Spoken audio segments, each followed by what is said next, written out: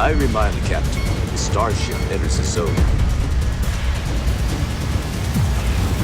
Now entering the neutral zone.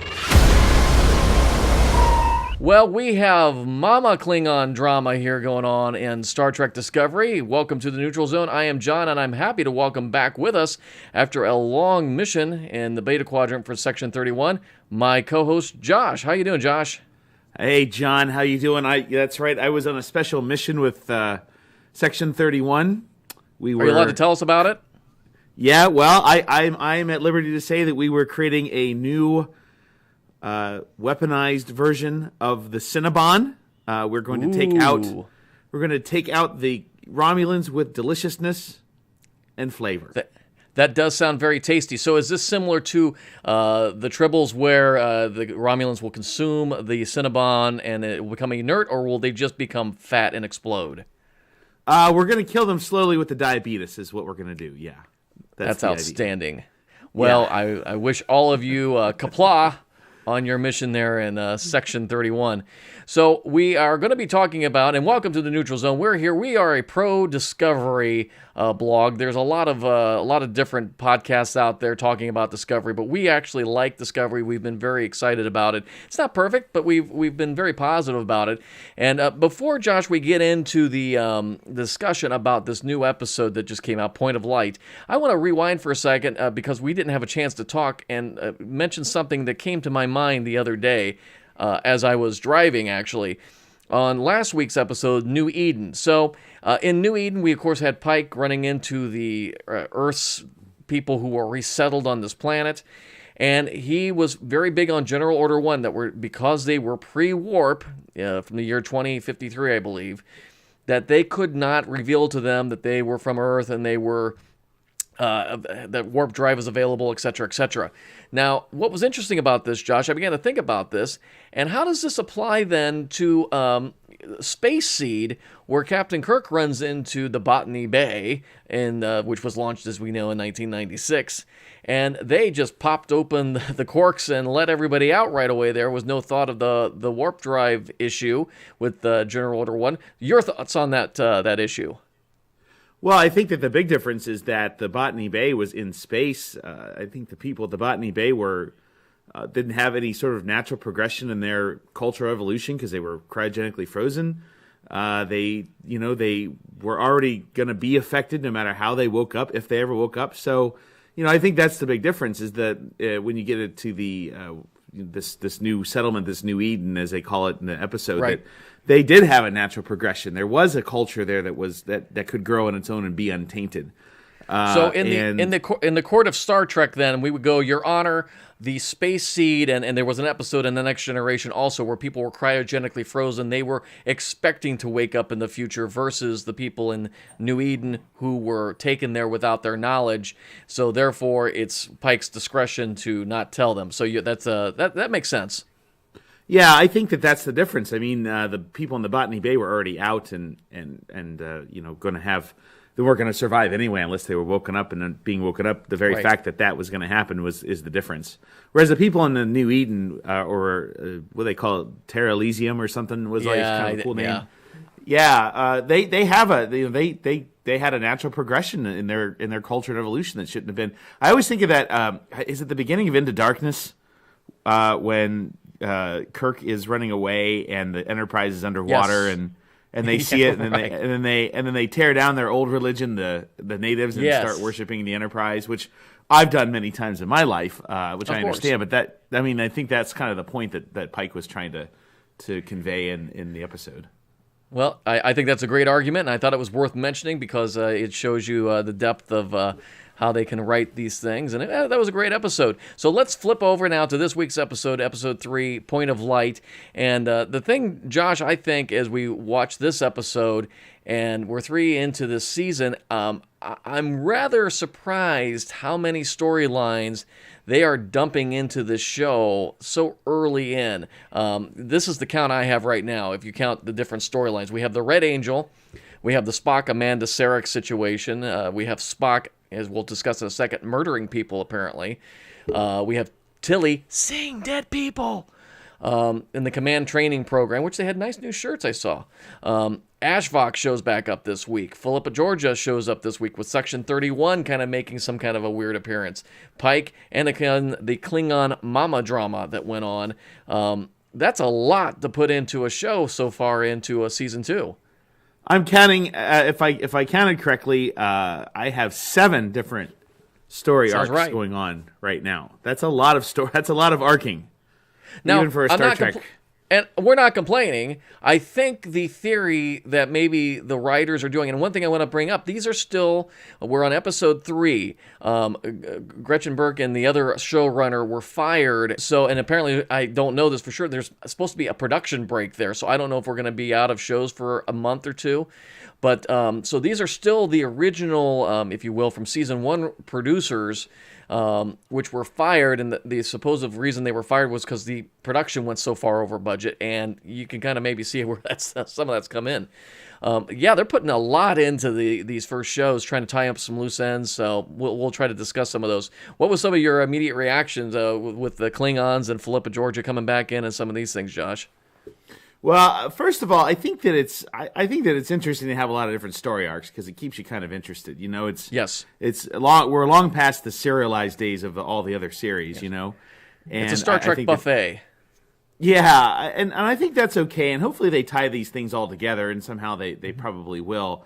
But it is a little overwhelming. It's a little hard to follow. It's a little disjointed. But I think we'll probably look back and see it as like Breaking Bad or Battlestar Galactica, where it's all gonna come together in the end. So I think that's okay.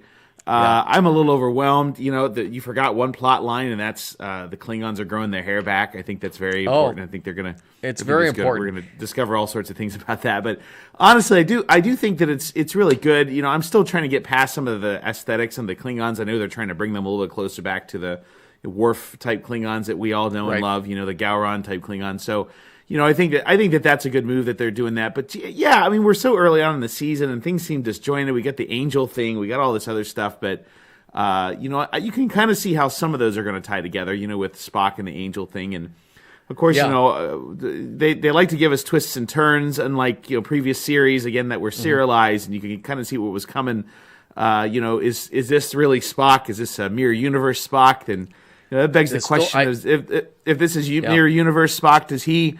Why doesn't he know about the other universe when you see him in the original series? So what's going on here? Spock killing people, and frankly, I do have a couple of issues. I really like this show overall. I think that you and I both really appreciate what's going on here, and I certainly like Christopher Pike. But I don't understand. One of the things that I don't understand is why they have to shoehorn like some prequel type stories into people like Spock. I personally like Christopher Pike, like someone we know and someone we want to know a little bit more about that we don't really have too much information. We got a little bit in the movies about him. Red, white, and blue really Star Trek character. Yeah, there's a lot of wiggle room there with Spock. It's like, oh, he has another brother. It's like, he has Cybok and he has Michael Burnham, who was also a half brother. Yeah, everybody's like a brother, and look, we need to shoehorn another character into Spock's family. Look, he's got his Uncle Milton. Uncle Milton's coming over for dinner this time, And not Uncle Milton. Oh my God, that guy's nuts. Right. Uncle Milton's the worst. I just think that it's that's Amanda's brother, by the way, Uncle Milton. I just think that it's the same kind of thing happened with the prequels with Star Wars and I'm glad they did it this way. We wanted to hear a little backstory about Anakin, but there's so many characters from Star Trek. Like they brought back Harry Mudd last season. That was great. We don't have that much about Harry Mudd. And it was fun. But Spock, and I know that everybody loves Spock, and they want more Spock and Spock all the time. But man, the universe, Star Trek is bigger than Spock. So my only problem is that they're shoehorning yet another thing that we didn't know about Spock into the whole Spock lore, and use them, but don't like cram another thing. There's a lot of people in the universe that we like to hear from again. So that's kind of my only thing about this. I like the Pike stuff. That's excellent. But again, we're trying to shoehorning the stuff into the Spock character. Yeah, and the thing that I'm concerned about, and again, we're going to see how it unfolds, but, Kurtzman and the writers have said you're going to understand why you've never heard of Michael Burnham before in this season. They're going to explain that. And they have been starting to build this momentum toward there was some kind of thing that happened between Burnham and Spock. I assume in their adolescence or childhood, something happened, and there was more of it was revealed this past week, where she tried to help Spock, and it turned out terrible. And the fact that she can't mention it, it sounds so terrible.